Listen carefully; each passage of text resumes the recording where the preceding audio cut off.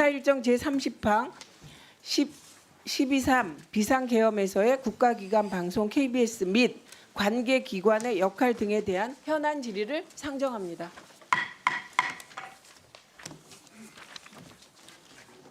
네, 참고인들, 증인들 들어와 주십시오. 네, 하십시오. 2분 드리세요. 계엄 동조와 관련된 자료 요구를 위원장님께 드립니다. 내란죄에 해당하는 1, 2, 3 불법 계엄과 친일 쿠데타를 주도한 김용현 전 국방부 장관, 이상민 전 해낭부 장관, 정진석 대통령실 비서실장, 김주현 대통령실 민정수석, 신원식 대통령실 국가안보실장의 최근 3년간 핸드폰 기기 변경 내역과 변경 일시, 변경 후 단말기 모델명이 정리된 자료를 위원장님께 제출할 것을 요청드립니다. 또한 비상계엄 선포를 심의한 국무회의에 참석한 또는 배석한 것으로 알려진 한덕수 국무총리, 최상목 경제부총리, 김용호 통일부 장관, 박성재 법무장관, 송미령 농림부 장관, 조규용 보건복지부 장관, 오영조 중기부 장관, 배석한 조태용 국정원장도 최근 3년간 핸드폰 기기 변경 내역과 변경 일시, 변경 후 단말기 모델명이 정리 자료를 방통위 그리고 과기부 모두 오늘 오후 5시까지 위원장께 제출할 것을 요청드립니다. 네, 자료는 성실하게 제출해 주십시오. 이정원 의원님, 네, 2분 드리세요. 서울 광진구가 국회의원 이정원입니다. 먼저 증인 불출석과 자료 미제출에 대한 강한 유감의 뜻을 먼저 표하겠습니다. 오늘 현안 질의는 내란 수계 윤석열의 비상계엄 선포로 우리의 언론 자유가 얼마나 위기에 직면했었는지를 파악하는 그런 중요한 자리입니다.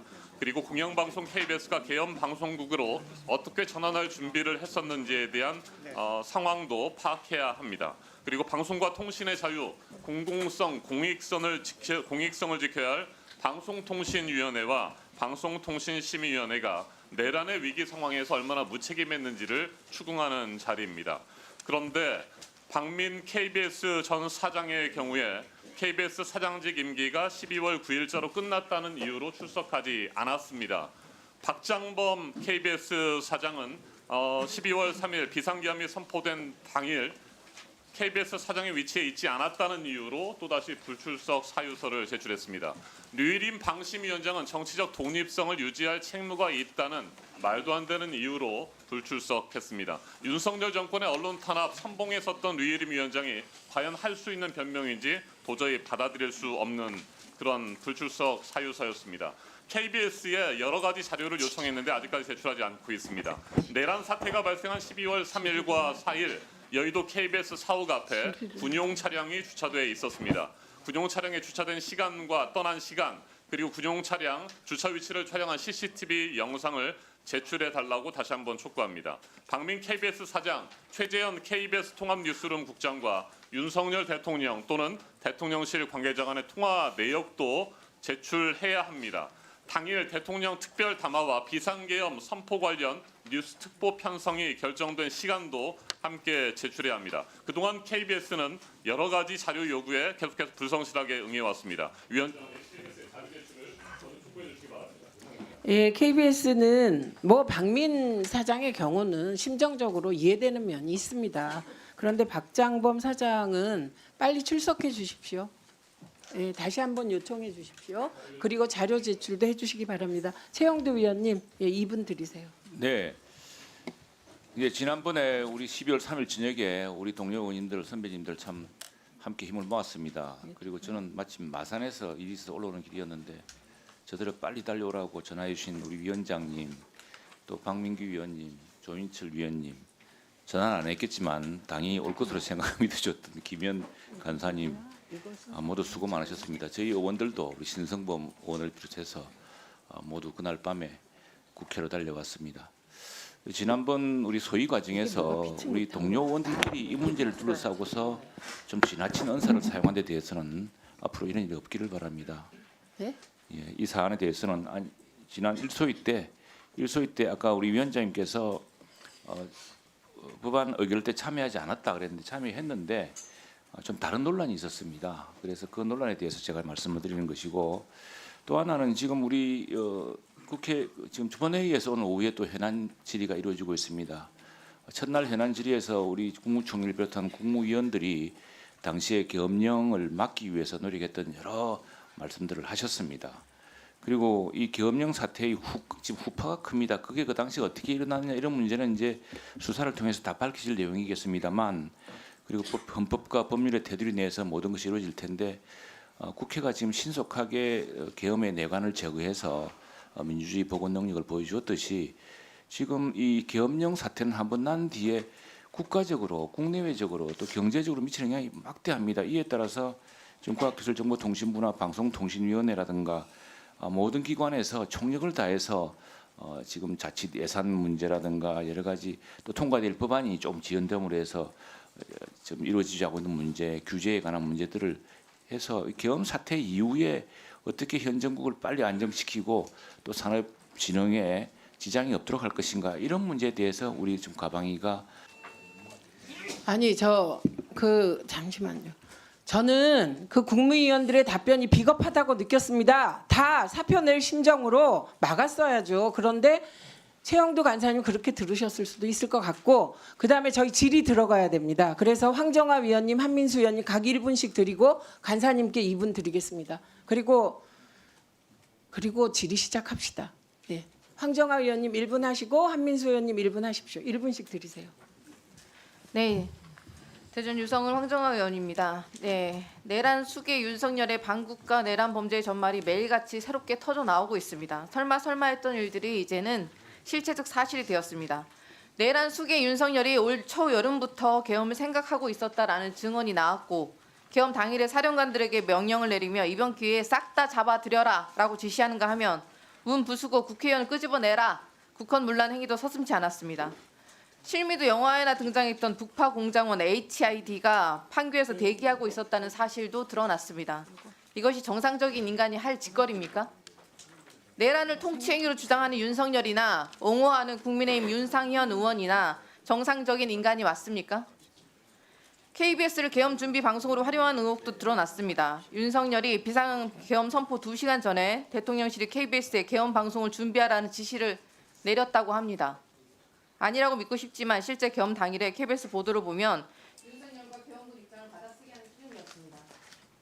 그래서 자료 제출 요구는 지난 6일 금요일에 오후 3시경 과방위 조사관이 KBS를 방문했는데 안내 데스크에서 증인 출석 요구 상황을 설명했는데도 불구하고 안내 직원이 누군가와 통화를 하더니 어떤 지시를 받았는지 과방위 조사관이 출입이 불가능하다고 통보를 해서 결과적으로 증인 출석 요구가 제때 송달되지 못했습니다. 출석 자료 제출 요구는 그 3일 12월 3일 오후 3시에서 5시 사이에 안내 데스크 통화 녹취록과 CCTV 촬영본 제출 등과 함께 계엄 사태 진상규명 관련 자료를 의결해 주시기를 부탁드립니다. 내란의 공범자들에게 내란에 동조했다면 국민의 처단만 받을 것임을 깨닫게 해주시기 바랍니다. 이상입니다. 예, 한민수 위원님. 오늘 자리에 오지 않은 국민의힘 의원이기 때문에 어지간하면 안 하려고 했습니다만, 안 하면 본인이 잘한 얘기인 줄 알까 봐 제가 지적을 좀 해야 되겠습니다.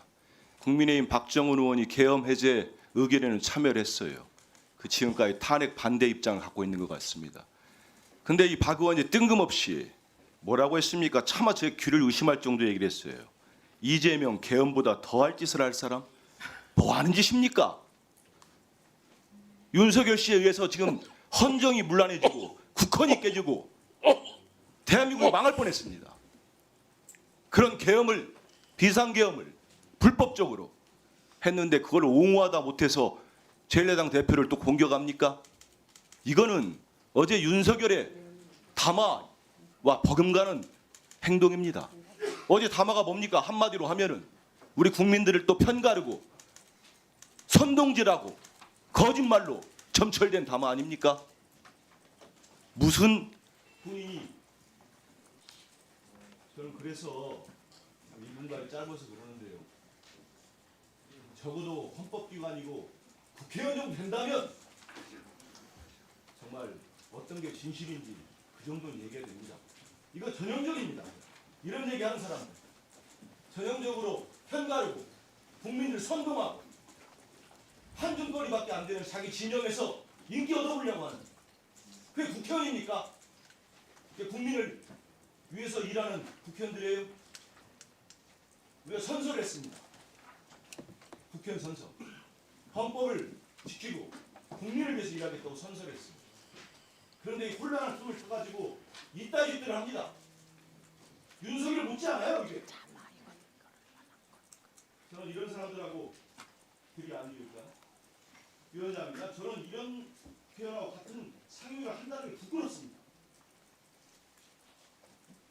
네, 한민수 위원님, 저희가 간사 간 협의를 진행하도록 하겠습니다. 현안 질의 진행하겠습니다. 네, 노정면 위원님 1분 드리세요. 지난 저희 법안 심사 소위에서 있었던 일에 주요 당사자가 저이기 때문에 우리 최영도 간사님 말씀에 한 가지만 사실관계 확인을 하겠습니다. 제가 이 내란 사태를 막는데 동참하지 않은 국회의원의 책무를 어긴 것이라고 판단하고 함께 자리를 하기 어렵다라는 의견을 피력했습니다. 거기에 대해서 기분 나빴겠죠. 그것까지는 충분히 이해합니다. 근데 거기에 대해서 이상희 의원이 뭐라고 발언을 했냐면 우리가 그 와중에 법안 심사를 한다고 하는데도 떡본 김에 제사를 지내는 거냐고 했습니다. 그리고 나아가서 선빵을 날린다고 했어요. 이 얘기를 듣고 가만히 있는 국회의원이 정상적인지 묻지 않을 수 없습니다. 그래서 저도 그 당시에 흥분했어요. 그런 말씀을 하셔서 제가 격하게 항의했습니다. 그랬더니 옆에 있던 박충건 의원이 일어나서 다짜고짜 반말을 하고 제게 닥치라고 했습니다. 그래서 그때 법안 심사 소위가 파행이 됐던 거예요. 퇴장했던 겁니다. 이상입니다. 아니 잠시만. 네. 근데 예, 현안 질의 시작하겠습니다. 잠시만요. 그 최영두 위원님 간사 역할을 하고 계시기 때문에 지금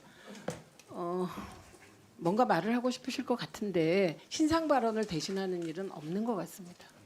그러니까 본인이 와서 하라고 하세요. 본인이 오면 1분 드리겠습니다.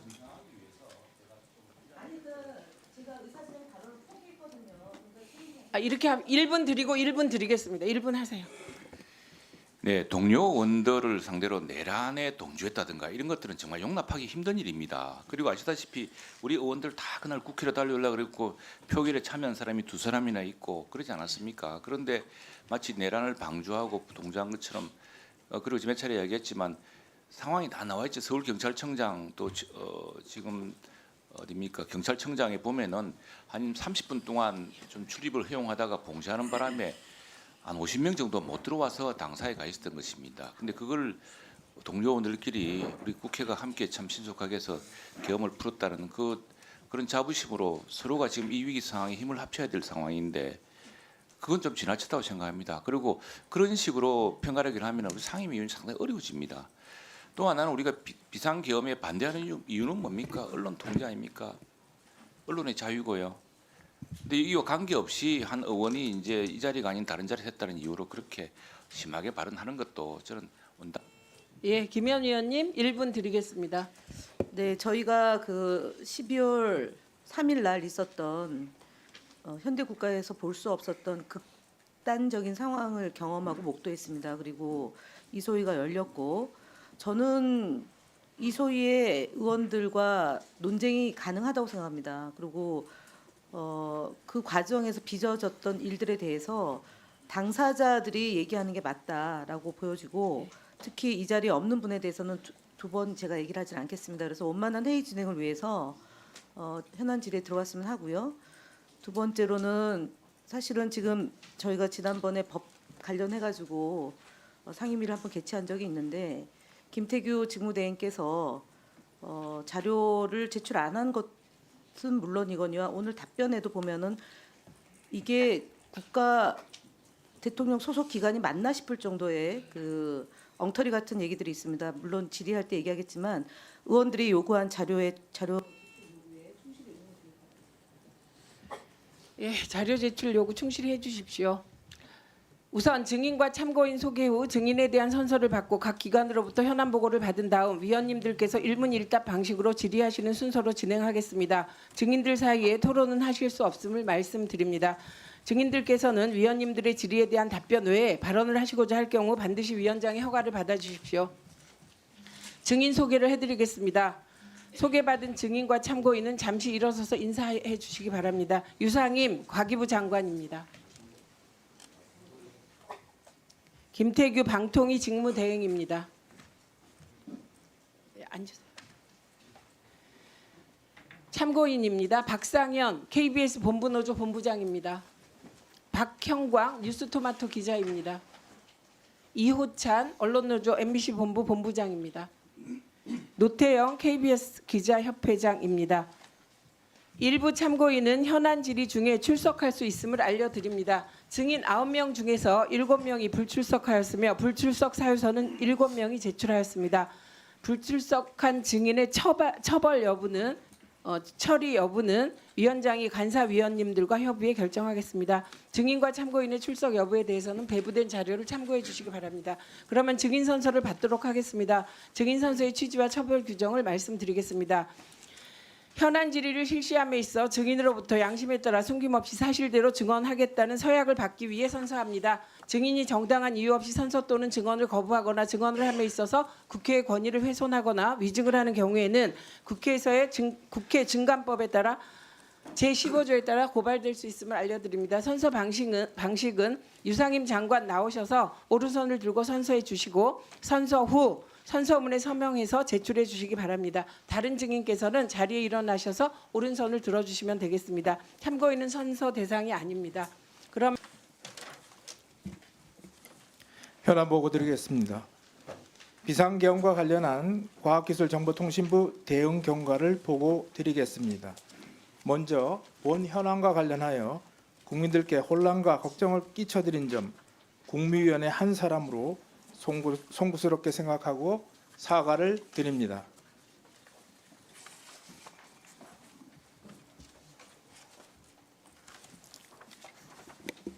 비상계엄 선포 직후 저는 사이버 공격 등 비상 상황에 대비해 철저한 통신망 관리 강화를 지시했습니다. 또한 전 직원에게 흔들림 없이 업무에 집중할 것을 당부했습니다. 디지털 장애 및 사이버 위협에 대한 신속한 대응을 위해 2차관을 중심으로 유관기관, 중요 통신 사업자, 디지털 서비스 사업자들과 비상 대응 체계를 가동하고 24시간 상황을 관리했습니다. 네이버 카페와 뉴스 등 일부 서비스에서 트래픽 급증으로 접속 장애가 발생했으나 서버 증설 등 신속한 조치를 통해 정상화했습니다. 또한 주요 홈페이지와 스미싱 등을 집중 모니터링하며 사이버 침해 상황에 대해서도 철저히 대응했습니다. 10월 4일 새벽에는 비상계엄 해제 국무회의에 참석하여 해제 의견을 개진했습니다. 이후 긴급 간부회의를 개최하여 디지털 장애 등에 대한 대응 상황을 점검하고 공백 없이 업무를 추진할 것을 다시 한번 강조했습니다. 같은 날 오후 1시에는 1차관 주재 상황 점검 회의를 개최하여 주요 정책 추진 방안 등을 논의했습니다. 현재도 24시간 비상 대응 체계를 운영하며 디지털 장애 등의 만반의 대비를 하고 있습니다. 이쪽 말씀드리겠습니다. 과기정통부는 언제 어디서든 디지털 위기 상황에 즉시 대응할 수 있도록 주요 디지털 사업자와 함께 상시 대응 체계를 가동 중입니다. 디지털 안전 관리 측면에서는 법에 따라 국민 이용률이 높은 대형 디지털 사업자에게 장애 보고 의무를 부여하고 24시간 유무선 핫라인을 운영하고 있습니다. 사고 발생 시에는 정보통신 사고 위기 관리 매뉴얼에 따라 비상 대응 체계를 가동하여 신속한 상황 관리와 복구 지시를 통해 국민 피해를 최소화하고 있습니다. 또한 홈페이지 해킹, 디도스 등 사이버 공격에 대비하여 정부 부처 및 주요 기관 사이트에 대해 집중 모니터링을 실시하며 사이버 위협에 선제적으로 대응하고 있습니다. 또한 통신사, PC 백신 기업 등 유관 기관과 협력하여 국내 서버와 감염 단말에 대한 보호 조치를 취하고 사이버 위협 정보를 실시간 공유하고 있습니다. 3쪽입니다. 전기통신사업법 제85조는 전시, 사변 또는 이에 준하는 국가 비상사태가 발생하거나 발생할 우려가 있는 경우 주요 통신을 확보하기 위해 과기정통부 장관이 전기통신사업자에게 전기통신 업무를 제한하거나 정지할 수 있도록 하고 통신 서비스 이용 우선순위를 정하고 있습니다. 이는 통화량 급증, 통신시설 파괴 등 통신자원 제한 상황에서 국가안보, 군사 및 치안 등 중요 통신을 확보하기 위한 통신 서비스 이용의 우선순위를 규정하기 위한 것입니다. 따라서 동조항을 국민의 기본 권리인 통신 서비스 이용을 광범위하게 제한하거나 정지하는 근거 규정으로 적용하는 것은 불가하다는 점을 명백하게 말씀드립니다. 이상 보고를 마치겠습니다. 예, 감사합니다. 수고하셨습니다. 김태규 대행 나오셔서 짧게 현안 보고 해주시기 바랍니다.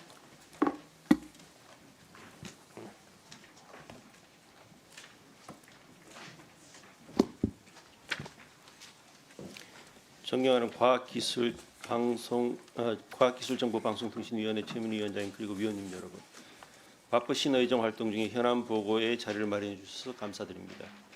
비상계엄 관련해서 보고드리겠습니다. 방통위는 전시가 아닌 평시의 비상계엄 상황에서 별도의 지침이나 매뉴얼을 가지고 있지 않습니다. 방통위는 언론을 통해 비상계엄 선포 사실과 해제 사실을 인지하였으며 비상계엄 선포 후에 계엄과 관련하여 특별히 조치한 바는 없습니다. 연락관 파견 요청이 있었으나 파견하지 않았고 계엄 관련 상황 모니터링 중에 계엄은 해제되었습니다. 상황 종료 후 12월 4일 아침에 간부 회의를 개최하여 각국에서 평소와 같이 소관 업무를 잘 챙겨줄 것을 당부하였습니다. 이상으로 보고 마치겠습니다. 감사합니다. 네, 수고하셨습니다. 이현주 방송통신심의위원회 사무총장 나오셔서 현안 보고 해주시기 바랍니다.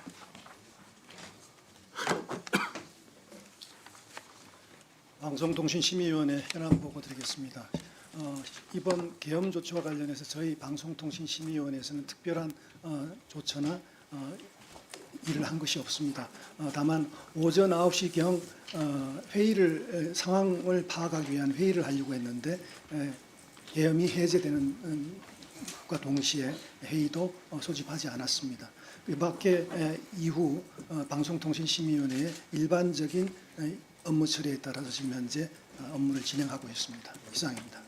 아니 민주노총 그 탄핵 동료 관련한 콘텐츠 삭제 안 했어요? 했어요, 안 했어요? 그것은 그 전날 있었던 일입니다. 그러면 내란 예비 전날이 제가 착각을 했습니다. 그 부분 4일 제가 착각을 했습니다. 예, 그거 안 했어요, 했어요? 저 안 했어요, 했어요. 그건 했죠. 근데 왜 아무것도 안 했다고 합니까? 그거는 들어가세요. 예. 했다고 얘기했습니다. 자, 현안 질의에 들어가겠습니다. 배부해드린 질의 순서에 따라 진행하겠습니다. 황정화 위원님 질의하십시오. 7분입니다. 질의 답변 포함하여.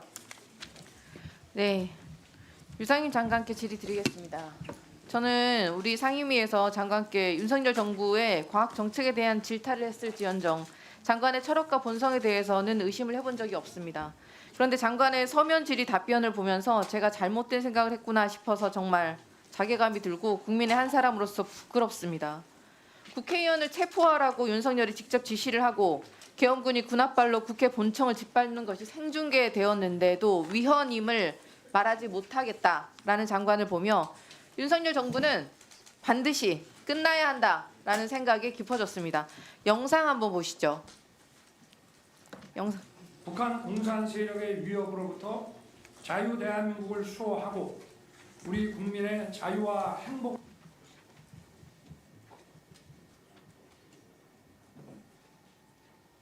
이거 세워주세요.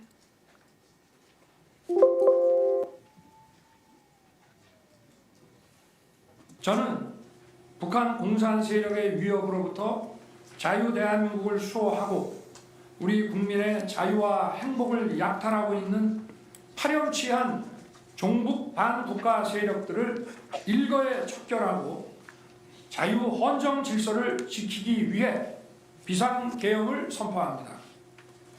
지금 야당은 비상계엄 선포가 내란죄에 해당한다며 광란의 칼춤을 추고 있습니다. 자, 장관 무슨 생각이 드십니까? 이거 미친 거 아니에요? 국회가 국민의 자유와 행복을 약탈했습니까? 대한민국에서 척결되어야 하는 반국가 세력입니까? 국회가? 광란의 칼춤을 추는 건 내란 수계의 윤석열 아닙니까? 답변하시죠. 네. 글쎄요, 지금 제가 이 자리에서 제 개인적인 생각을 답변 드리는 것은 적절치 않다고 생각을 합니다. 끝까지 비겁하시네요. 저와 함께 R&D 예산 추가 증액을 위해서 노력하자. 대한민국을 과학기술 강국으로 만들겠다 하셨던 장관이 대한민국 미래 100년 대계를 위해서 국회와 함께 뛰었던 과기부 공직자들 다 국민의 자유와 행복을 약탈하던 반국가 세력의 동조자로 만들고 있습니다. 이제는 아마 공부를 하셨을 거예요, 장관도. 계엄의 헌법 법적 절차적 요건, 헌법 제77조 계엄의 요건, 전시, 사변 또는 이에 준하는 국가 비상사태에 있어서 병력으로서 군사상의 필요에 응하거나 공공의 안녕 질서를 유지할 필요가 있을 때 12월 3일 계엄령이 발표된 그날 밤에 우리나라에 전쟁이 있었습니까? 없었습니다. 그럼 준 전시 상태였습니까? 그렇지 않습니다. 실체적 요건이 전혀 없었습니다. 근본적으로 개업을 선포할 수가 없다는 뜻입니다. 맞죠? 제 개인적인 판단을 꼭 얘기를 해야 된다면 그 비상계엄에 동의하지 않습니다. 다행입니다. 또한 헌법에서조차 국회의 권능을 계엄을 통해 제한할 수 없도록 되어 있습니다. 알고 계시죠? 네. 대통령이 계엄령을 선포할 때 독재로 이어지지 않도록 국회가 계엄 해제 의결을 통해서 견제하라는 삼권 분립의 정신 때문입니다. 그런데 내란 수기의 윤석열은 어떻게 했습니까? 국회에 계엄군을 보내서 국회의원들을 끌어내라라고 지시했죠. 네, 설명 답변에서 그 위헌 여부를 말할 수 없다 이렇게 말씀하셨어요. 헌법과 법률을 수호해야 할 대한민국의 공직자 맞습니까? 사법적 판단을 제가 말씀드리는 게 적절치 않다고 말씀드렸습니다. 이제는 누구도 다 알 수 있습니다. 위헌의 위법인지 불법 여부는 누구도 개인적인 판단 내릴 수 있는 상황이 되었어요. 계엄령 해제 국무회의 때 직접 용산으로 가서 참석을 했고 이 국무회의에서 계엄령 해제에 적극적으로 의견을 개진했다라고 답변하셨습니다. 맞습니까? 의견 개진했다라고 말씀하셨죠? 네, 그것은 의결하고 심의 의결하는 국무회의니까 의견을 개진할 수 있었습니다. 근데 참 우습게 행안부가 그제 공개한 자료 보세요. 국무회의 관련 대통령실 회신 자료에는 왜 국방부 장관 제안 설명 외에 발언 없음이라고 되어 있습니까? 시간 좀 보시죠. 계엄 해제 의결을 위해서 회의 시작 시간이 12월 4일 4시 27분, 종료 시간 4시 29분, 단 2분짜리 회의였어요. 단 2분, 고작 2분짜리 국무회의에서 도대체 무슨 의견을 개진을 하셨습니까?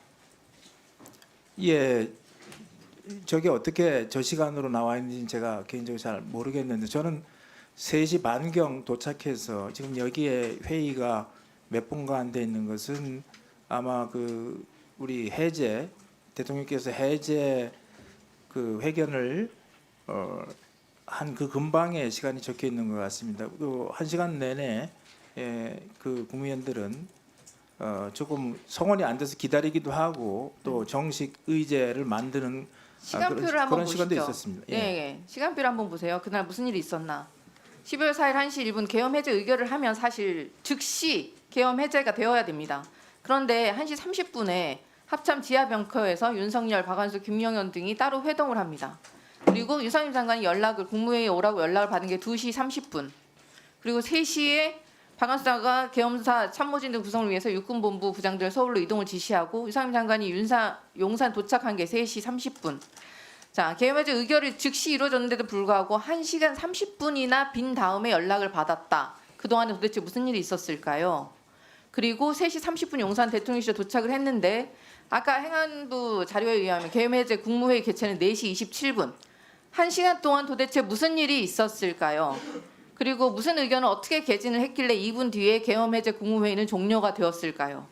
국무위원들이 자기네들 계엄 해제 의결을 위해서 이제서 적극적으로 무슨 반대 의견을 개진했다 이런 식으로 이야기를 하고 있는데 도대체 이때 계엄 해제를 누군가 반대한 것이 아니라면 왜 이렇게 시간이 오래 걸렸을까요? 누군가 계엄 해제를 반대했을까요? 그 자리에서? 그게 아니고 국무회의를 심의 의결하려면 성원이 돼야 되는데 성원이 되지 않아서 기다린 시간이었고 국회에서 당연히 이 헌법에 따라서 계엄 해제를 한 것이기 때문에 당연히 이 국무회의에서 이 의결을 해야 되는데 성원이 되지 않아서 기다린 것뿐입니다. 뒤는 기다리느라고 그랬다 치고 앞에 1시간 30분 동안은 무슨 일이 있었을까요? 계엄 해제 의결을 즉시 하도록 되어 있는데 1시간 반이나 따로 별도로 밀실에 모여서 무슨 모의들을 하셨을까요? 제2차 계엄에 대해서 혹시 밀실 모의를 하신 게 아닌가? 누가 봐도 합리적인 의심이 들지 않겠습니까? 그 당시에는 무슨 일이 있었을까요? 전혀 그렇지 않습니다. 본인이 도착하지 않았던 시간인데 어떻게 전혀 그렇지 않다고 확신하십니까? 지금 3시 반에서 4시 반이 아니라 지금 어느 시간을 말씀하신 건가요? 앞부분에 1시간 30분 동안에 비어있는 시간에도 지금 무슨 일인가가 일어났습니다. 그렇지 않고서는 이렇게 늦게 국무위원들한테 연락이 갔을 리가 없어요. 국무위원인 사람이 계엄을 막지 못한 것부터가 국민의 분노를 피해갈 수가 없는 상황입니다. 국민께 속죄하는 길은 딱 하나뿐이에요. 양심 고백을 하셔야 돼요. 너무 늦지 않게. 무슨 일이 있었는지. 내란의 은폐에 가담해서 역사의 죄인으로 남지 마시길 바랍니다. 누가 계엄 해제 의결을 분명히 반대해서 이렇게 시간이 지연되었을 거라고 생각합니다. 이게 내란 숙의 윤석열 아니겠습니까? 답변하시죠. 네, 저는 모르는 지금 상황을 질문을 하시고 계십니다. 노종면 위원님 질의하십시오.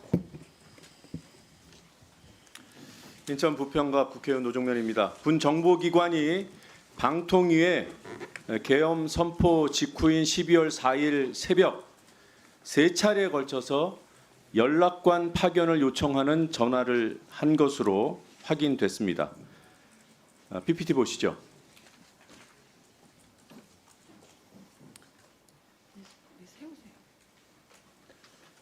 연락관을 보내라는 전화는 02748에 땡땡땡땡 이 번호로 방송통신위원회에 걸려갔습니다. 새벽 1시 15분, 새벽 2시 5분, 마지막 전화는 새벽 3시 20분입니다. 그리고 이 3차례의 전화 가운데 한 번은 국군 심리전단으로 확인됐습니다. 국군 심리전단, 이 국군 심리전단에 대한 대통령령에 보면 심리전단의 임무가 이렇게 규정되어 있습니다. 적 또는 가상적에 대한 심리작전 실시, 그리고 점령 지역 등에 대한 선무 심리전 지원. 이게 무슨 얘기입니까? 국민을 가상의 적으로 보고 대한민국을 점령한 곳으로 보고 계엄의 당위성과 정당성을 유포하는 그런 역할을 하겠다는 뜻으로밖에 읽히지 않습니다. 특히 시간에 주목해 주십시오. 제일 빠른 전화가 새벽 1시 15분경입니다. 국회에서 계엄 해제 의결을 한 직후예요. 2시 5분도 그렇고 마지막 전화는 무려 계엄 해제 의결을 한 지 2시간이 지나서입니다. 이건 계엄 세력이 국회의 계엄 해제 의결에도 불구하고 계엄 상태를 유지하겠다는 뜻으로밖에 읽을 수가 없어요. 이 전화를 직접 받은 방통위 직원이 있습니다. 근데 그 직원이 지금 이 자리에 없기 때문에 그 직원으로부터 직접 보고를 받은 연락관에게 질문하겠습니다.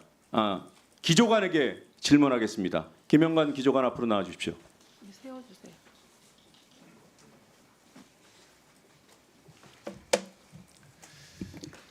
네, 제가 지금 얘기한 사실관계가 맞습니까? 네, 맞습니다. 연락을 직접 받은 직원으로부터 각각 3차례 나누어서 보고를 받았습니까? 저는 첫 번째 전화가 온 그에 대해서 제가 보고를 받았습니다. 두 번째, 세 번째는요? 두 번째, 세 번째 전화가 왔다는 거는 아침에 출근해서 들었습니다. 어디라고 하던가요? 전화를 걸어온 곳이? 전화를 받은 저희 비상계획 담당의 말에 따르면 그 당시는 경황이 없어서 확인을 못했다고 그렇게 제가 들었습니다. 누구를 몇 명을 어디로 보내라고 했다던가요? 그냥 보내라고만 했다고 제가 들었습니다. 아침에도 똑같은 보고를 하던가요? 네, 그렇습니다.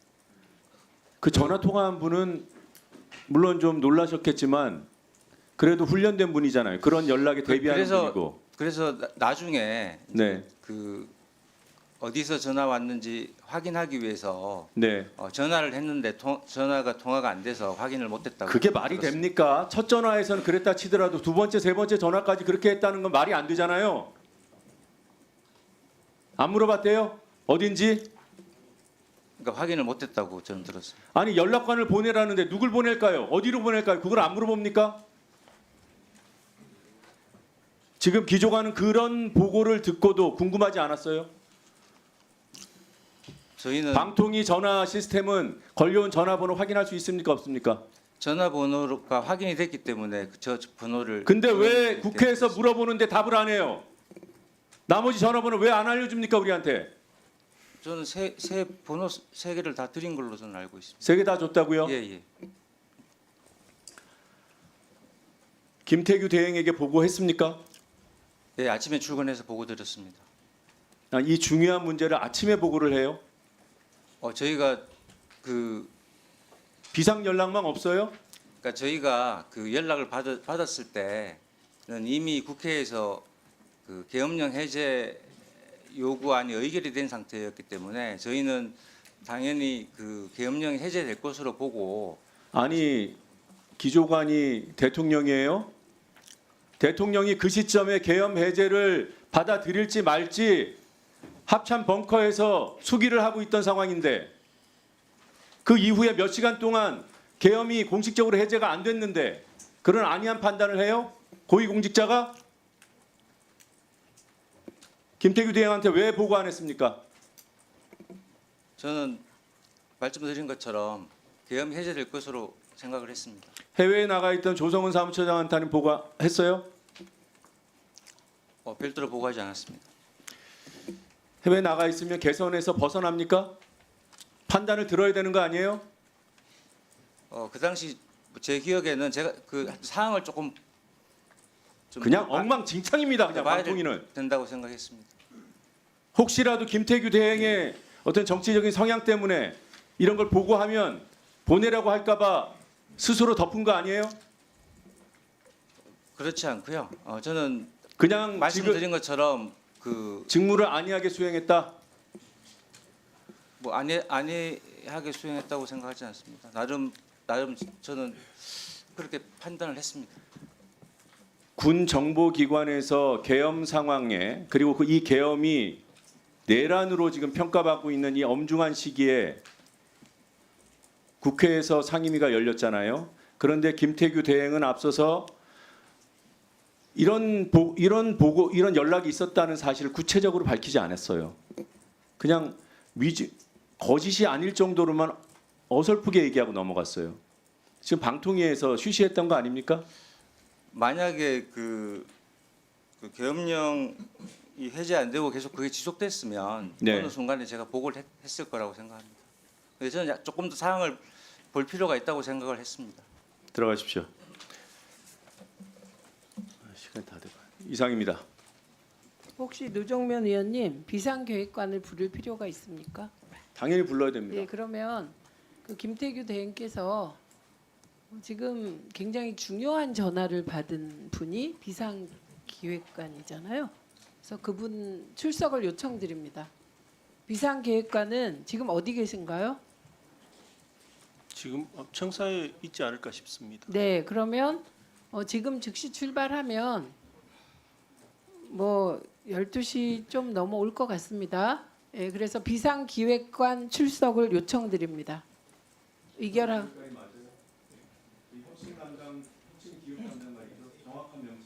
네, 혁신기획 담당관 출석을 요청드립니다. 지금 즉시. 아닙니다. 그 전화를 받은 사람은 비상기획 담당 네, 사무관입니다. 비상기획관 잠깐만요. 그 비상기획관이 군 출신이 한 명씩 배정된 그분인가요? 예, 그렇습니다. 예, 맞습니다. 그래서 비상기획관이 전화 받은 거 맞죠? 예, 비상기획 담당 사무관입니다. 네. 비상기획 담당관이 맞습니다. 비상기획 담당관 출석하도록 해주세요. 네, 현재 같은 역할을 맡고 있어요. 예. 실의 비상기획관. 예. 지금 오도록 조치해 주십시오. 조성은 처장, 빨리 연락하십시오.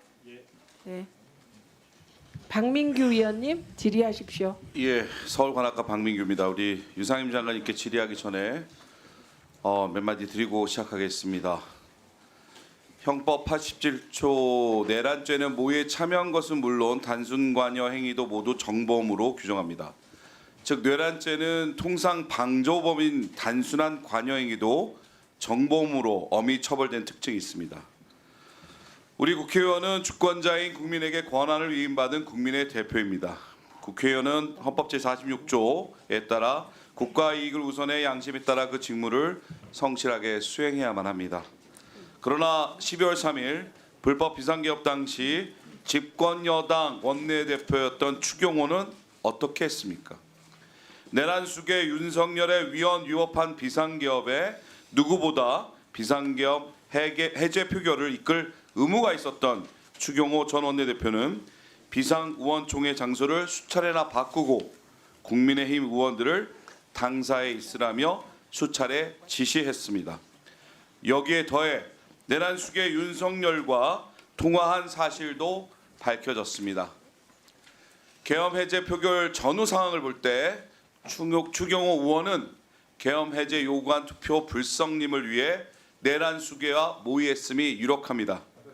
다행히 야당 의원들과 양심적인 국회의원 의원들의 결단으로 계엄 해제 의결이 여기 계신 신성범 의원님과 안 계신 두 분의 의원님들 18명 의원들의 결단으로 계엄 해제 의결이 이루어졌지만 추경호 의원의 행태는 국민의힘 의원들의 국회진을 막아 불법 계엄 내란 획책을 도모한 것입니다.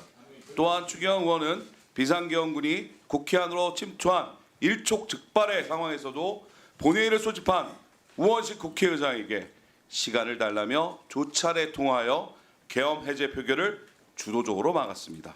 계엄군의 국회 점령 시간 확보를 위해 내란죄를 공모한 것입니다. 이는 형법 제91조 헌법에 의해 설치된 국가기관 바로 국회입니다. 강압에 의해 전복 또는 그 권능 행사는 해제 표결 아닙니다. 불가능해 한 내란 범죄입니다. 결국 내란 수계 윤석열과 추경호 전 원내대표는 각자 역할 분담과 상호 이해를 바탕으로 내란 행위를 공모 및 실행한 것으로 윤석열은 형법 제87조 제1호 내란의 우두머리이며 추경호 전 원내대표는 내란죄의 공동 정범입니다. 여기에 대해 추경호 의원은 12월 7일 대통령 탄핵 소추안 표결 때도 국민의힘 소속 의원이 집단 퇴장을 지시하며 같은 시간 의원총회를 소집하는 방식으로 국회의원의 투표권과 회의장의 출입을 방해했습니다. 이는 국회법 제114조 2에 명시하고 있는 소속 정당의 의사에 귀속되지 아니하고 양심에 따라 투표한다는 자유투표 방해죄이자 국회법 148조에 3에 명시된 회의장 출입 방해 금지입니다. 이렇듯 국민의힘 추경호 의원은 내란죄를 범하고 국회법 위반한 사실이 확실해서 제명 촉구 결의안까지 현재 발의된 상태입니다. 2018년 4월 대법원 전원합의체 판결에 따르면 내란죄입니다. 2인 이상의 범죄에 공동 가공하는 공공관계에서 공모를 범죄를 실현하려는 의사의 결함만 있으면 충분하다. 비록 전체의 모의 과정이 없었더라도 여러 사람 사이에 순차적으로 또는 암묵적으로 의사결합이 이루어지면 내란죄 공모관계가 성립한다고 판시했습니다. 다시 말하지만 국민의힘 추경호 전 원내대표는 내란 수계 윤석열과 국회 계엄 해제 결의안 성립을 방해한 공모관계인 겁니다. 이 자리에 계신 개혁신당 이준석 의원님은 2013년과 14년에 통합진보당 인사들이 압력밥솥을 폭탄으로 만들고 자기들이 모여 내란을 획책했다는 이유로 헌법재판소가 정당을 해산했다고 말했습니다. 확인했습니다. 반면 이준석 의원의 발언에 의하면 윤석열 대통령은 군과 검찰 동원해서 국회를 점령하려 했다. 압력밥솥조차도 해산인데 국민의힘이 만약 윤 대통령에게 동조하면 정당 해산을 안다는 법이 있겠나? 만약 이를 동조하고 가볍게 국민의힘이 퉁치고 지나간다면 개혁신당이 먼저 국민의힘의 정당 해산 심판을 할 것이라고 선언했습니다. 너무나 공감되는 말씀입니다. 솔직히 누가 봐도 2014년 통합진보당보다 현직 대통령의 내란에 보완에 동안 국민의힘이 수십 수백 배 더 구체적이고 실체적인 위험일 수 있습니다. 당연히 그 죄에도 중할 것입니다. 저는 야당 의원이지만 국민의힘 정당 해산을 바라지 않습니다. 설사 생각과 지향이 다르더라도 논자가 토론 성장하는 의정활동의 동반자가 되길 바랍니다. 그 끝은 정당 해산일 수 없길 바라며 국민의힘 의원들의 전향적 전환을 제안드리며 우리 유상민 장께 질의하겠습니다. 12월 3일 오후 10시경 열린 국무회의 같은 회의에 참석 못한 걸로 알고 있는데 연락이 안 온 것입니까? 왔는데 몰랐던 겁니까? 아니면 알았지만 일부러 불참한 겁니까? 연락을 받지 못했습니다. 그렇다면 만약 비상겸 의결 국무회의에 참석 같은 회의에 참석했다면 대통령을 뭐라고 설득했을 것 같습니까? 이건 넘어가겠습니다. 어려우니까. 한덕수 총리는 12월 11일 국회 현안 질의에서 12월 3일 국무회의는 절차적, 실체적 흠결이 있었다고 이미 밝혔습니다. 국무회의 규정상 국무위원에게 국무회의록을 송부한다 명시하고 있는데 비록 참석하지 못했지만 벌써 열흘이나 지났습니다. 그 12월 3일 국무회의록 송부 받았습니까, 장관님? 못 받았습니다. 네. 그렇다면 아까 황정화 의원의 질의에서 답변한 것처럼 12월 4일 새벽 계엄해제 국무회의는 참석했는데 그때 의견을 나눴다는데 어떤 의견을 밝혔는지 짧게 얘기해 주십시오. 예, 국회에서 해제를 하고 저는 3시 반에 들어가서 조속한 우리 의결이 필요하다 이런 의견을 알겠습니다. PPT 제시했습니다. 띄워주십시오. 자, 여러분들이 보시는 이거 아닙니다. 여기 세워주세요.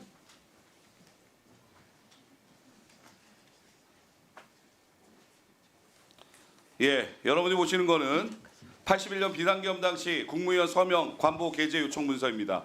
불법 쿠데타로 정권을 차단한 전두환 군부 독재도 계엄령의 최소한 절차를 지켰습니다. 친필한 선자 서명 등 방식은 다양하지만 계엄령 해제 의결했던 12월 4일 국무회의 당시 장관은 이러한 날인을 한 바 있습니까? 있습니까?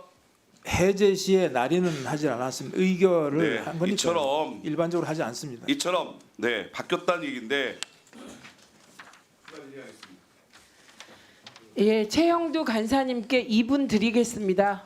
네, 오늘 유감입니다. 오늘 이 질의는 우리 국무위원들 상대로 또 관련 기관을 상대로 계엄령 사태 이후에 지금 여러 심각한 사안들을 어떻게 풀 것이냐를 둘러싸고 논의가 이루어지는 돌연 우리 당의 전 원내대표를 무슨 내란 공범으로 단정을 하고 이렇게 비판하는 것은 매우 유감이고 이건 정말 맞지 않습니다. 그리고 지금 추경호 전 원내대표가 밝혔듯이 저희들이 다 그 통신 기록이 있습니다. 원내행정국에서 의원총회를 하겠다. 이쪽에 와달라. 다 기록이 있는데 그런 기록 사실도 최소한 확인하지 않고 그런 말씀하시는 것은 이건 대단히 유감스러운 일을 떠나서 이건 굉장히 심각한 명예훼손이자 모독입니다. 뿐만 아니라 통합진보당을 거론하신 것은 매우 부적절하다 보입니다. 통합진보당은 이미 대법과 헌법재판관에 의해서 그것은 정당 해산 사유에 맞춰서 해산된 정당이고 이걸 두둔하시는 의도는 아니겠죠. 그리고 더욱이 문재인 대통령과 민주당이 다수당의 시절에 그 통합진보당의 국가전복 행위에 대해서는 인정된 사실입니다. 우리 비상계엄 사태를 따지는 상황에서 돌연 통합진보당의 행위가 별일 아닌 것처럼 이렇게 언급된다는 것은 대단히 부적절하다는 것을 말씀드리고 싶습니다. 아울러서 저희들이 그날 상황을 보시면 아시겠지만 지금 경찰청장 정원도 나오고 있습니다만 11시인가 11시 반 사이에 잠깐 열렸습니다. 그때 많은 분이 들어올 수 있었고 또 그 뒤로도 저도 우리 여기 존경하는 정동영 선배 의원님과 함께 월담을 하고 우리 윤석 의원님도 비슷한 시기에 같이 했습니다만 그 시기도 상당히 좀 어려웠습니다. 그리고 이게 보니까 의원들이 이게 예사 누가 도와주지 않으면 월담하기 높은 편수 꽤 높은 위치고 그 시기에 우리도 다 그 어떻게 할 거 있으면 한 기록이 있습니다. 그런 기록을 보시지도 않고 그냥 몰아치기로 안 온 사람들은 내란죄 동범이다 이런 거 아주 그러면 최영두 간사님의 말씀은 일단 이번 사태가 내란이며 예, 그리고 이게 잘못됐으며 그런데 추경호 원내대표는 내란죄의 공범이 아니다 이런 주장이시니 지금 이 비상계엄이나 이 내란 상황에 대해서는 예, 지금 내란 상태에 대해서는 뭐 부정적인 생각을 갖고 있다는 게 드러나는 것이지요. 예.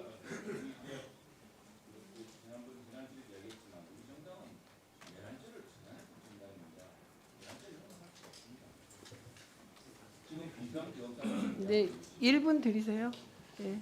왜냐하면 이건 참 이것도 무슨 최영두 간사님이 혼자 나오셨기 때문에 1분 드리겠습니다. 네. 자, 이 문제는 내란죄에 대해서는 그 내란죄의 저 여부에 대해서는 지금 앞으로 재판과 저는 모든 문제가 헌법과 법률에서 이루어져야 생각을 합니다. 때문에 그건 헌법과 법률에 따라서 이루어져야 될 것이고요. 또 하나 지금 저희 정당에 대해서는 저희들 내란죄를 처단한 정당이라는 점, 내란죄라는 것은 어떤 경우도 용납할 수 없다는 것을 말씀드리고 이 문제에 대해서는 지금 우리는 비상계엄 사태의 후과에 대한 문제를 지적하고 있다는 것, 여기에 대해서 우리 정부가 지금 국내외 신인도 문제와 아울러서 굉장히 외교 안보적으로도 심각한 사항 아니겠습니까? 이걸 국회가 좀 논의해서 이 문제를 슬기롭게 계엄의 내관을 신속하게 풀었던 만큼 슬기롭게 풀어야지 돌연 사실과 다르게 우리 동료 의원을 무슨 내란의 공범이라는 식으로 공조를 이렇게 해서는 이게 국가 위기 수습에 무슨 도움이 되겠습니까? 이걸 경기로 비상계엄을 오히려 계기로 정적을 죽이려고 한다는 이런 오해를 받고 싶으신 겁니까? 예, 어쨌든 잠깐만요. 이 상황을 신속하게 종식시켜야 한다. 잘 해결해야 한다. 저는 그 말만 들어오는데요. 네. 아니 노정면 의원님, 잠깐만요. 아니 일단 박민규 의원님께 어쨌든 본인의 말에 양보하셨어요? 2분 하십시오. 정말 존경하는 최영두 간사님께서 이렇게 얘기하시니 마음이 아픕니다. 하지만 최영두 간사님 하신 말씀은 제 발언을 왜곡한 부분이 있어서 말씀드립니다. 간사님이 오시기 전에 저희는 국회 본회의장에 있었습니다. 수많은 의원들이 해제 결의안을 투표하자고 다그쳤지만 의장님은 여야 간 협의를 원했는지 또는 여러 가지 정책 고려를 했는지 모르지만 주경호 의원의 전화를 받으면서 지연시킨 부분이 있어 보였습니다. 그리고 통화한 사실은 맞습니다. 또 하나 주경호 의원 관련돼서는 여러 가지 사안들이 나오고 있습니다. 제 말은 내란죄라는 것은 공모의 관계의 성립에 매우 폭넓게 확인하고 있기 때문에 사전 모의하지 않았지만 나중에 인지해서도 공모관계 된다는 대법원 판시를 설명드린 겁니다. 순차적으로 암묵적으로 그 말씀을 드리고 제가 추경호 대표의 내란죄 처벌을 바라기보다도 그 과정 속에서 이 내란죄를 끝내는 데 있어서 중차대한 역할을 갖고 계신 국민의힘 전 원내대표이자 국민의힘 중진 의원님께 이러한 큰 문제를 인지하시고 지금이라도 이 내란 사항을 종료하기 위해 통류하기 원해서 언급한 거고 마지막으로 통합진보당 관련된 언급은 이 자리에 계신 이준석 의원의 발언을 옮긴 것뿐입니다. 이상입니다. 네. 국회의장의 발언이 있습니다.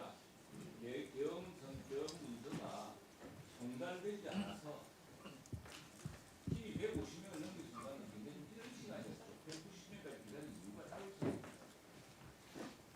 그럼 여기까지 하시죠. 네, 이정원 위원님 질의하십시오.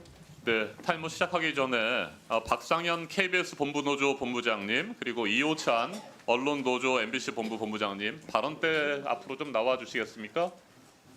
네, 이호찬 본부장님도. 네.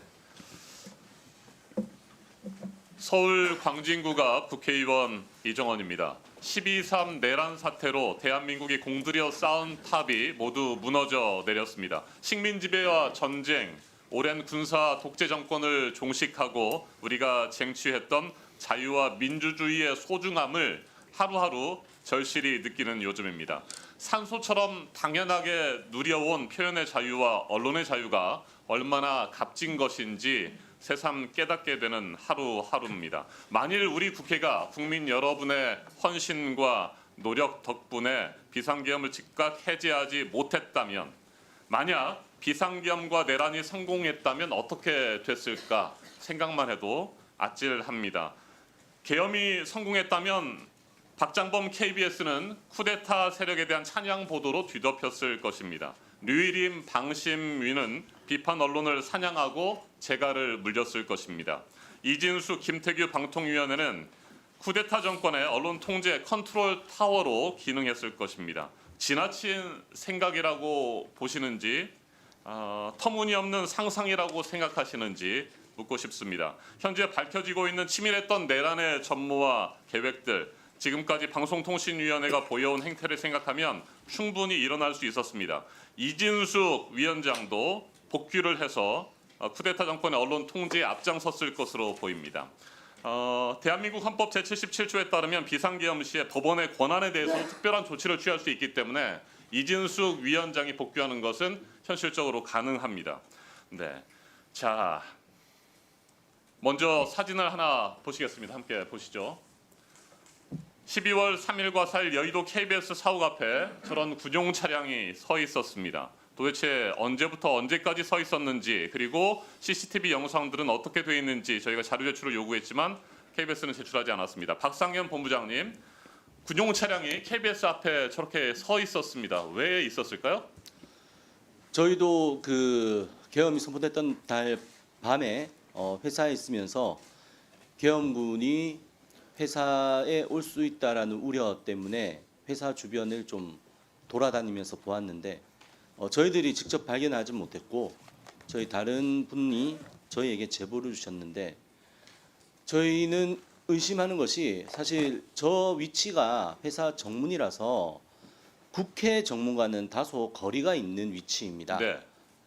그런 자리에까지 군용 차량이 있다라고 하는 것은 무언가 회사에 전달할 것이 있어서 오지 않았을까? KBS 장악을 위한 네, 준비 그런 절차가 부분이 의심이 아니었을까? 되기 때문에 저희들 이제 성명을 통해서도 저 사진을 공개를 하면서 어떤 일이 있었는지를 밝히라고 사측에 요구를 했지만 아직까지 답변은 못 듣고 있는 상황입니다. 네, 이호찬 본부장님.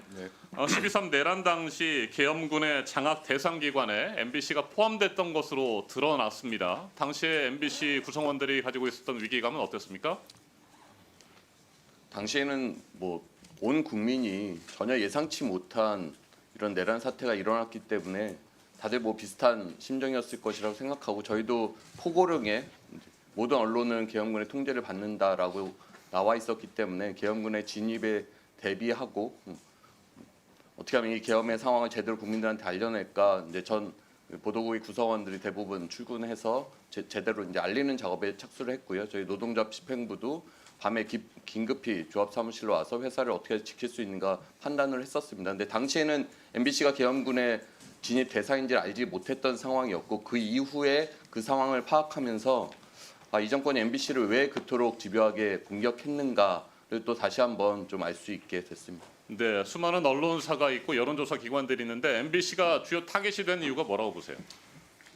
이해할 수가 없습니다. 그 윤석열 씨의 뭐 야당에 대한 경고, 뭐 부정선거에 대한 우려 이것에 사실 MBC는 또 거기에도 포함되지 않습니다. 그 사유도 얼토당토하지 않지만 결국에는 공영방송 장악이란 그 수많은 시도에도 MBC를 딱 하나 장악하지 못하고 했던 것들을 비상계엄을 통해서 마저 장악하려고 하지 않았는가. 그리고 그간 뭐 방통위를 비롯해서 온갖 방송 관련 기관에 그 윤석열의 측근을 그토록 무리해가면서 앉히려고 했던 이유도 언론을 장악해서 이 비상계엄을 하기 위한 목표가 담겨 있지 않나 하는 의심을 지울 수가 없습니다. 알겠습니다. 영상을 하나 보시고 계속해서 질의 이어가도록 하겠습니다. 영상 함께 보시죠. 네, 지금 정복 주사파들이 윤석열 대통령에게 내란 수계라고 하는 누명을 덮어 씌워서 우리 자유파를 완전히 괴멸시키겠다고 나서고 있기 때문입니다. 정복 주사파들이 윤석열 대통령한테 덮어 씌우겠다고 달려들고 있는 이 죄목은 뇌란죄입니다. 윤석열 대통령을 내란 수계로 몰고 아무리 다시 들여다봐도 윤석열 대통령이 비상계엄 선포를 하고 국회의 해산 결의가 있고 그 해산 결의를 수용해서 네, 좋습니다. 여기까지 듣겠습니다. KBS에서 오늘까지 시사 라디오 프로그램을 진행해온 고성국 씨의 발언들입니다. 물론 이게 뭐 KBS 방송에서 한 얘기는 아닙니다. 유튜브에서 한 얘기입니다만 종북 주사파들이 윤석열 대통령에게 내란 수계라는 누명을 덮어 씌웠다라고 하는 겁니다. 극우적인 시각을 드러내면서 끊임없이 편향적인 방송을 이끌어왔던 고성국 씨, 네, 결국에는 뭐 오늘까지만 하고 방송 그만둔다고 하고 있습니다만 어떻게 공영방송 KBS에서 이런 사람이 라디오 프로그램 진행자로 있을 수 있었을까요? 박상현 본부장님. 결국은 윤석열 정부에서 공영방송 장악을 하기 위한 일환이었다라고 생각을 하고 이사들 바꾸고 사장 바꾸고 당시 전임 박민 사장을 낙하산으로 내리꽂은 다음에 저런 극우 유튜버를 공영방송 진행자로 내리꽂은 겁니다. 저희들은 언론노조 KBS 본부는 그 고성국 씨가 진행을 할 때부터 수차례 저런 사람이 KBS 공영방송에서 어떠한 얘기를 할지 알 수 없는 위험한 인물이기 때문에 되지 않는다고 해서는 안 된다라고 계속 얘기를 했었고요. 이번에도 저희들이 어제 같은 경우에 고성국 씨 퇴출을 해야 된다라고 요구를 했고 이제 그 요구가 이제서야 받아들여진 것이고 결국은 고성국 씨 같은 경우는 윤석열 정부가 네, 됐습니다. 자, 김태규 방통위원장 실무대행님, 저는 극우적인 시각을 드러낸 사람이 KBS에서 진행자로 됐다는 것에 대해서 어떻게 생각하세요? 저는 지금 이 영상도 처음 보는데 특별한 의견은 없습니다. 특별한 의견이 없어요? 예. 네, 저런 발언 자체가 심각한 문제를 가지고 있고 공영방송 공정성, 객관성 등을 유지하는 데 있어 심각한 위해를 가할 만한 그런 사람 아닙니까? 방통위원장 직무대, 방통위원회 역할이 무엇입니까? 방송의 공정성과 공공성, 정치적 중립성을 지키는 것이 방송위원회이고 그 역할을 책임져야 할 사람이 방통위원장과 직무대행 아닙니까? 아무 생각이 없으세요? 개인 유튜버가 유튜버상에서 한 얘기를 제가 뭐 그 평을 하는 거는 그게 적절치 않아 보여요. 개인 유튜버가 아니라 공영방송 KBS의 프로그램 진행자 아니었습니까? 여기에 대해서 평가할 게 있어야 되는 거 아닙니까? 저런 사람이 다시는 공영방송, 뭐 상업방송도 마찬가지예요. 저런 편향적인 사람이 진행을 맡아서는 안 된다라고 하는 생각 정도는 분명하게 소신 있게 말할 수 있어야 되는 거 아닙니까? 답변해 보십시오. 달 의견 없습니다. 할 얘기가 없습니까? 예. 추가 질의하겠습니다. 한민수 위원님 질의하십시오. 서울 강북을 국회의원 한민수입니다. 본 질의에 들어가기 전에 간단하게 우리 유상임 장관하고 김태규 직무대행한테 간단한 질문 유 장관부터 하겠습니다. 12.3 비상계엄은 위헌입니까 아닙니까? 단답형으로 해주세요. 위헌입니까 아닙니까? 내란 사태입니까 아닙니까 지금? 내란 사태 여부는 사법 당국의 영역이라고 생각해서 제가 답변을 드리는 게 그러면 적절치 위원님, 않다고 예. 말씀드렸습니다. 위헌은 동의하십니까? 개인적으로 소지가 있다고 생각합니다. 예. 김태규 직무대행은 지난번 소위 때도 입장을 밝히지 않았는데 지금도 밝힐 수 없습니까? 예, 사법 절차가 진행 중이기 때문에 그만하세요. 총리가 나와서 국민들 상대로 4번씩이나 허리를 숙여하면서 용서를 구했습니다. 그만두세요. 그 정도 말도 못하는 사람이 무슨 방통위 직무대행을 합니까? 국민들이 부끄러워야지. PPT 한번 보십시오. 김태규 대행부터 좀 무릎을 같이 갔는지는 모르겠습니다만 저 한번 보세요. 어제는 45년 전 1979년 전두환 신군부가 12.12 쿠데타를 한 날입니다. 그날 윤석열 씨는 대국민 담화라는 걸 발표했어요. 29분짜리. 저는 한마디로 광기의 대국민 선전포고라고 봅니다. 그걸 동의할 사람이 얼마나 있겠습니까? 우리 이 방에서 전 국민 중에. 그런데 지상파 3사를 그냥 제목만 한번 보십시오. KBS 야당이 헌정질서 파괴 계엄은 고도의 정치적 판단 끝까지 싸울 것. SBS 극우 괴담과 판박이 논리. MBC 망상의 29분. 김태규 직무대행은 저는 역사의 죄를 지었다고 봅니다. 그리고 역사의 법정이 아닌 현실의 법정에서도 저는 죄가를 받을 거라고 봅니다. 이진숙 씨와 함께 둘이서 불법적으로 뚝딱뚝딱 해서 KBS를 망쳐놓은 결과입니다. 그게. 모든 국민이 참을 수 없는 거리에 한번 나가보세요. 그게 정파적인 사람들인지 야당을 지지하는 사람들인지 한 번만 나가보십시오. 정말 많은 국민들이 정치에 관심도 없었고 윤석열 씨가 무슨 짓 하는지 몰랐던 많은 국민들이 이제는 그 실체를 알고 거리로 나왔습니다.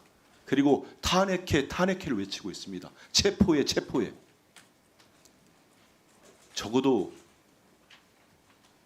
국민의 혈세로 세비로 국정을 하는 사람들이면 그 국민들 마음을 알아야 됩니다. 그렇게 불법적으로 만들어놓은 KBS 이사진이 임명한 작은 파우치의 박장범. 그래서 KBS가 저렇게 되고 있는 겁니다. 국민의 마음과 동떨어진 보도를 하면서 그 알량은 아직도 윤석열 씨 편을 듭니까? 그러면 좋습니까? 뭐가 떡고물 떠떨어집니까? 정말 한심하다 못해서 제가 한 말씀 하고요. 유상임 장관님, 네, 12월 3일 날 계엄선포 TV 통해서 봤습니까? 네 그렇습니다. 어디서 TV를 보셨습니까? 집에서 봤습니다. 이거를 본 다음에 누구랑 연락하신 거 있습니까? 네, 그 우리 과기정 통부 내에 그 고공단 기조실장 차관님 이렇게 그러니까 통화를 했습니다. 과기부 내 분들하고 얘기하신 거군요. 네, 그러면- 뿐만 아니라 뭐 예, 국무위원들이나 제가 묻겠습니다. 국무위원들한테도 전화를 드렸었습니다. 총리하고도 통화했습니까? 통화가 안 돼서 그렇지 통화 여러 번 시도했습니다. 다른 대통령실에 대통령과는 통화 못 하셨지요? 했습니까? 아니면 시도를 했습니까? 아니요, 제가 모릅니다. 번호를 모르시는 건가요? 네, 대통령실 누구 뭐 비서실장이랄지 뭐 정무수석이랄지 통화하신 적은 없으세요? 용산 쪽하고는 통화를 시도하지 않았습니다. 아 그래요. 그 계엄사령부 포고령 1호 언제 접하셨습니까?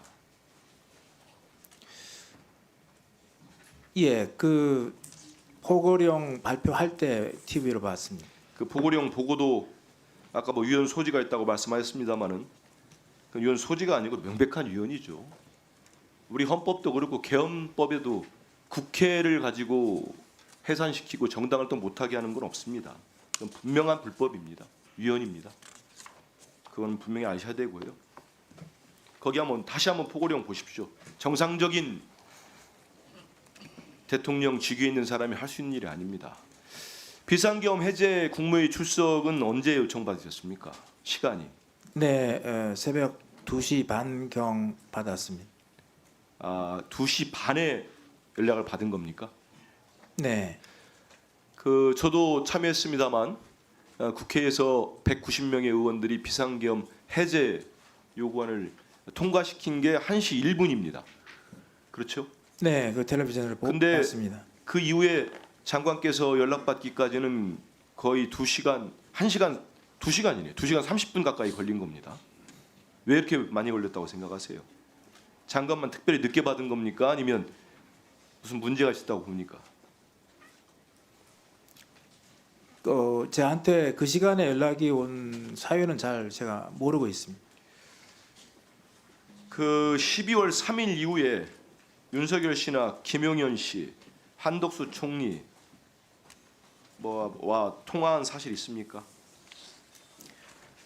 그 발표 후 또 제가 참가하기 전까지 통화를 할 수 있었던 분은 유인촌 장관님과 그다음에 최상목 부총리님인데 네. 그 시간이 상당히 조금 늦은 상태, 그러니까 10시에서 11시 그 근방에 통화. 아마 최상목 장관님은 한 12시 가까이서 제 전화에 대한 그 받질 않았던 건데 저한테 전화를 했던 기억이 그때 있습니다. 무슨 얘기를 하셨는지 기억하세요? 뭐 유현춘 장관님은 저와 똑같이 연락을 못 예, 받으신 잠시만 제가 또 다른 했고. 질문을 이어가야 되는데 이거 하나만 물어볼게요. 유 장관은 휴대전화 기기 변경이나 유심을 교체한 적 있습니까? 저요? 저는 그런 적은 없습니다. 예, 이용기 위원님 질의하십시오.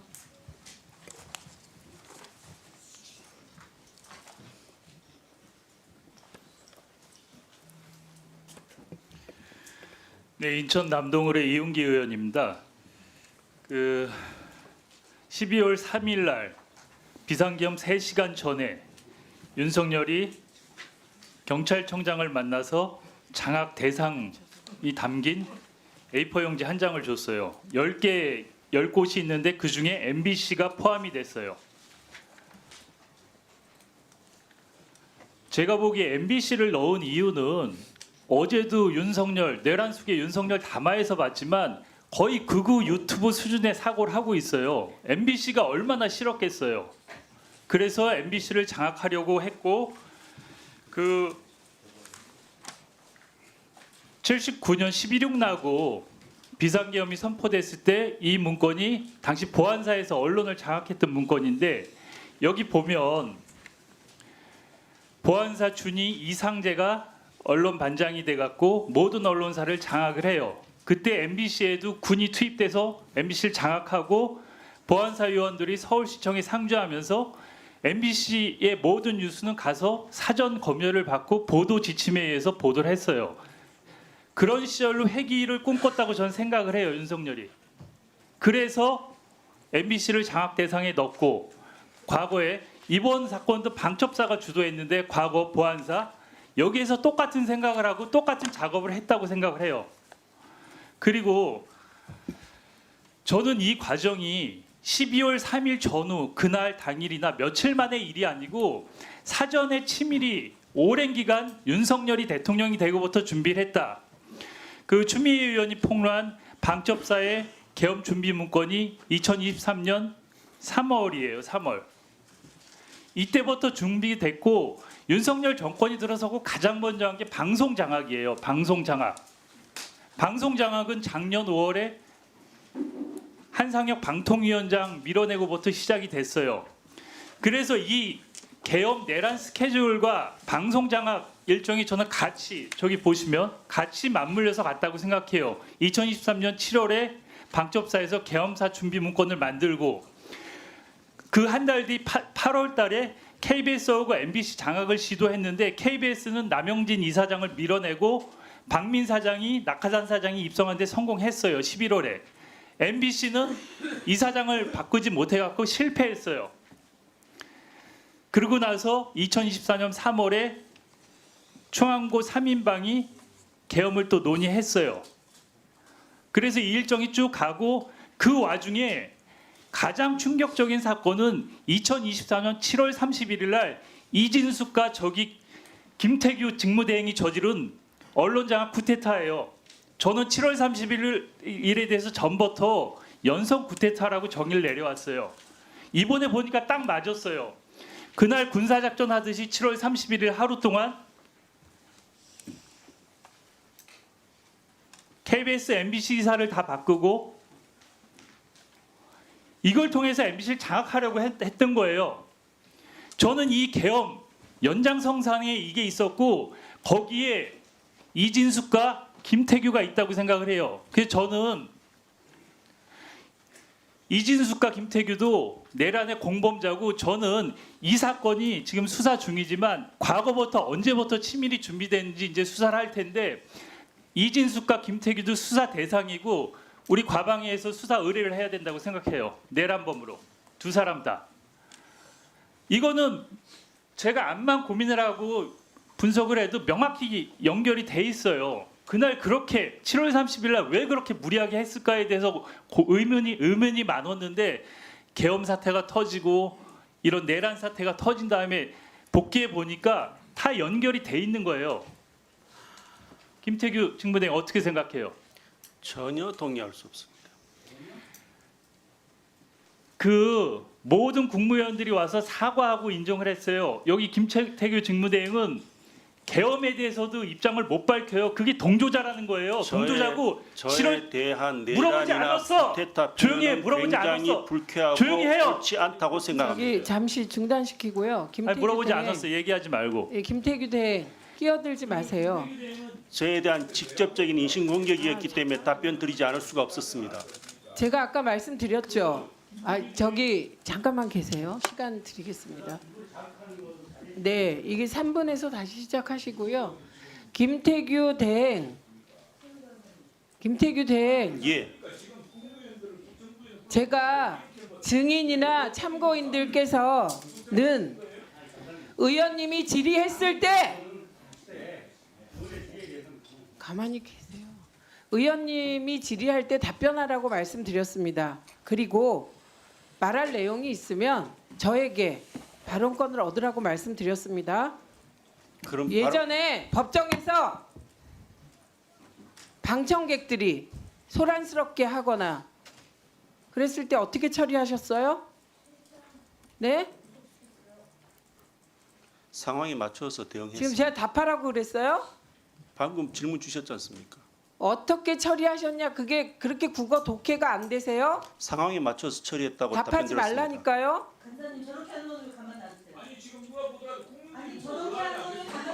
자, 그래서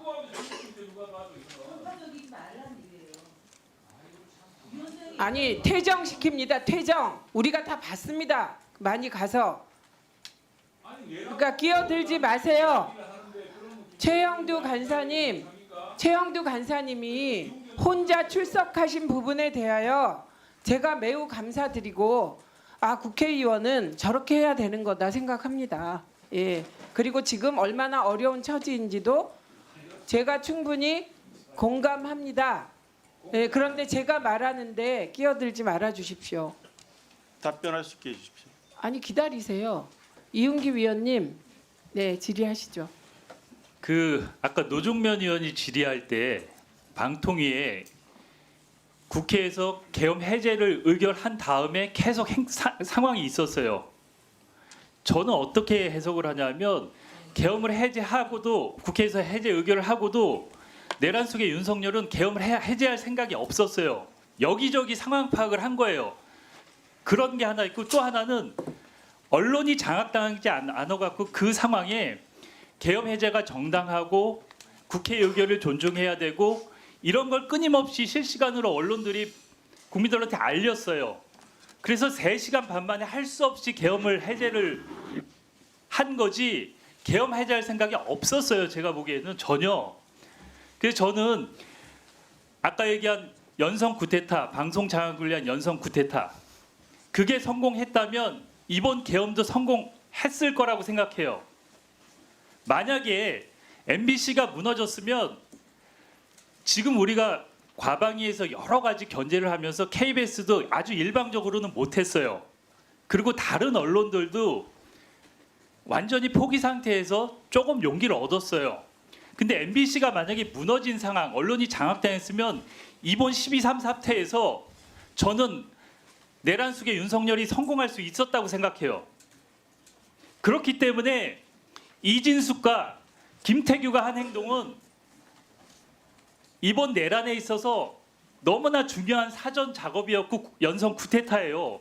그래서 저는 이번 수사 대상에 올려갖고 명확히 그날 7월 31일 날 왜 그런 일을 했는지 조사를 해야 된다는 게 저의 확고한 입장입니다. 잠깐 정리시켜주. MBC 본부장님 잠깐 나오시겠어요? 네. 예, 저는 이번 이제 쿠데타가 계엄이 있고 사실 가슴을 쓸어내리면서 MBC가 장악당하지 않아서 이걸 막았다는 생각을 했어요. 그리고 저는 12월 4일 날 MBC 메인 뉴스는 상당히 훌륭했어요. 단시간 내에 모든 상황을 아주 잘 정리해줬어요.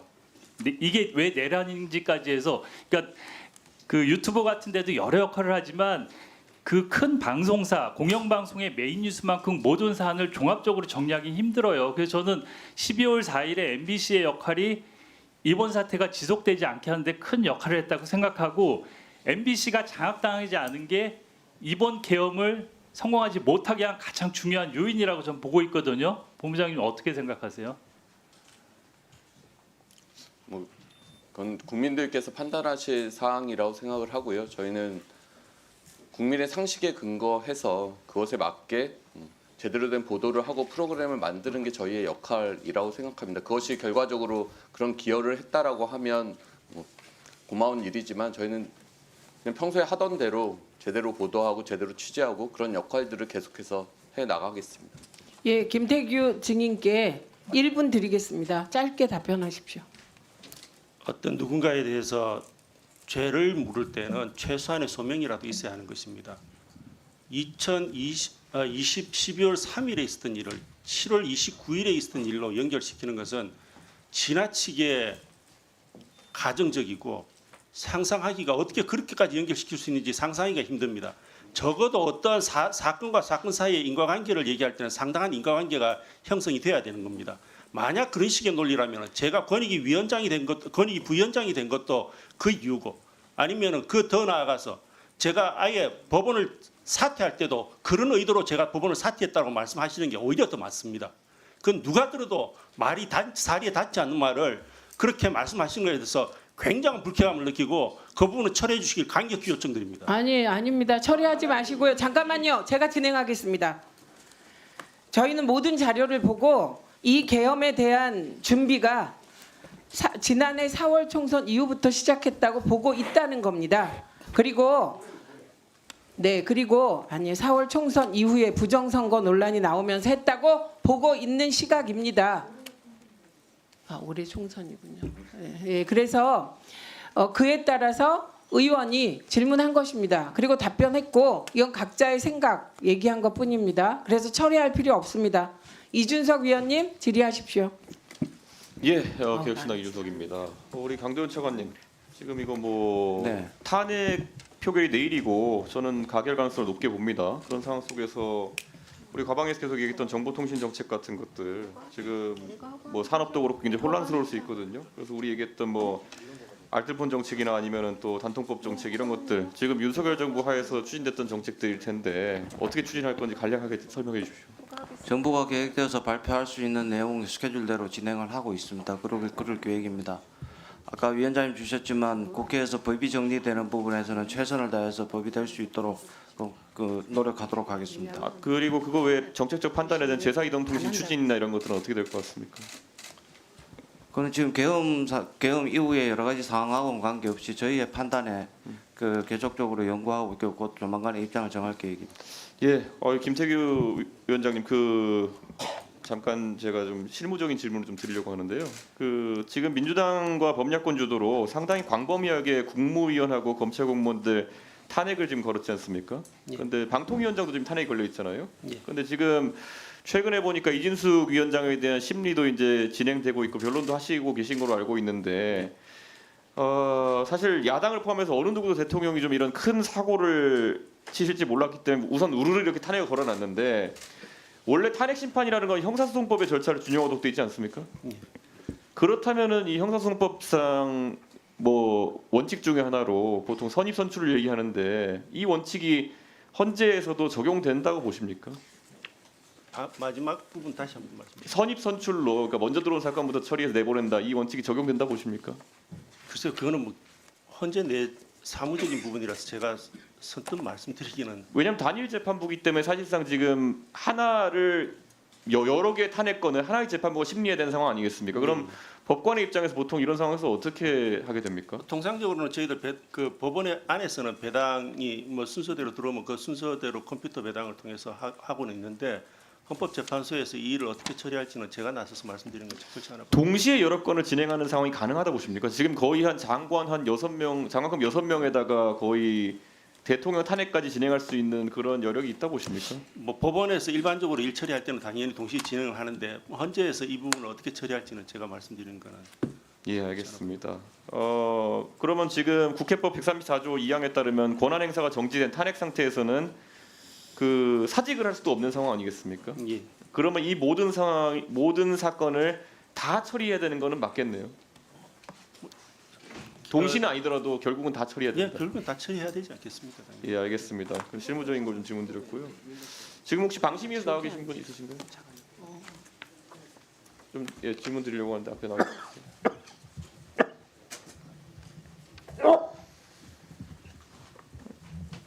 방심위의 가짜뉴스 신속심의센터 작년에 운영하다가 접었었죠.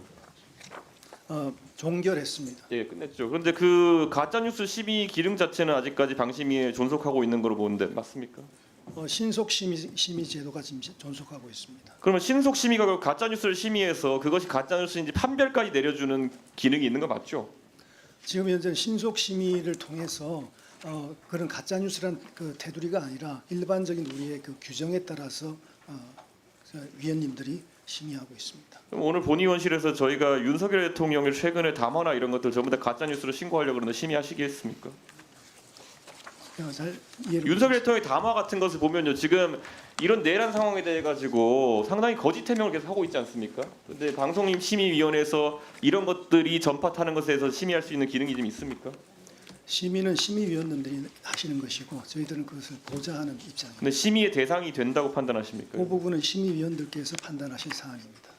왜냐하면 방송 심의에 대한 규정에 보면은 방송은 사실을 정확하고 객관적인 방법으로 다뤄야 하며 불명확한 내용을 사실인 것으로 방송해서 시청자를 혼동케 해서는 안 된다. 그런데 지금 대통령이 본인의 방송 또는 담화를 통해 가지고 계속 본인에 대한 변명 또는 가짜 뉴스를 전파하고 있는 거 아니겠습니까? 담화 보셨죠? 예. 그러면은 담화 보시고 그 내용 중에서 국회의원들의 출입을 방해하거나 이렇게 한 적이 없다는 내용이 사실이라고 보십니까? 그건 제가 판단할 문제는 아닌 것 같습니다. 뭐 그거는 저는 판단할 수 있을 것 같아요. 저는 못 들어오게 했거든요. 근데 이러면 당연히 심의의 대상이 돼야 되고 방심위도 대통령을 심의할 수 있다 그렇게 생각하십니까? 아까도 말씀드렸지만 심의에 대한 것은 위원님들의 소관입니다. 네. 예, 유상임 장관님. 네, 예, 말씀하세요. 지금 이 상황에서 보면 어떻게 보면은 아까 말했던 탄핵의 상황에 비춰가지고 뭐 이번에 국무회의에는 적극적으로 참여하지 않으셨다고 이제 초기 계엄할 때 그렇게 증언하신 거 맞죠? 네, 못했다고 했습니다. 안 왔다기보다. 예. 근데 지금 굉장히 좀 민감한 상황이 그 아무래도 총리님이라든지 뭐 기재부 장관이라든지 이런 분들 같은 경우에는 그 국무회의에서 어느 정도 역할이 있었던 걸로 보입니다. 그분들의 증언을 보면은 뭐 최소한 적극적으로 만류하지 않았다 정도의 그런 의혹을 지금 범야권에 제기하고 있는 상황인데 그래서 이분들이 대통령 권한 대행을 나중에 할 수 있냐에 대해 가지고도 범야권은 계속 의구심을 가지고 있습니다. 그런데 만약에 총리와 기재부 장관 이런 분들이 그런 권한 대행을 승계하지 못하도록 또 2차적인 탄핵이나 이런 것이 걸리게 된다 그러면은 혹시 본인의 승계 순위가 몇 번인지 알고 계십니까?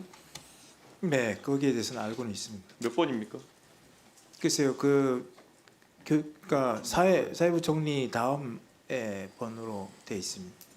지금 이 상황에 대해서 그러면 어떻게 보십니까? 실제로 지금 아까 제가 김태규 대행께 말씀드린 것처럼 사실 탄핵 심판이 굉장히 지금 많이 걸려 있고 선임 선출의 원칙이 만약에 적용된다. 헌재에서 그렇게 판단한다면은 앞에 있는 거 다 처리하고 오려고 하면 한참이고 그러면은 상당 기간 대통령 권한 대행 체제가 이어질 수밖에 없는 그런 상황이거든요.